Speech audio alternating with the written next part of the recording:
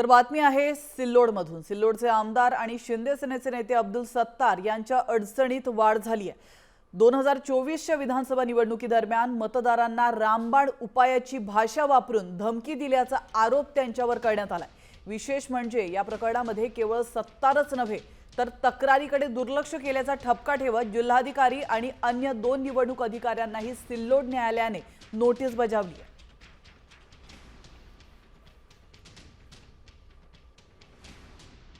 दे दे दिला दे, नहीं तो देने वाले का पता बता दे। आपला मतदान द्यायचं आहे, दुसऱ्याला द्यायला लावायचं आहे आणि जो देत नाही मला फक्त गपचूप चिठ्ठीमध्ये नंबर लिहून पाठवा। माझ्याकडे मी रामबाण औषध आहे। कोणत्याही रोगावर कोणत्याही पेशंटला चालणारा औषध आहे।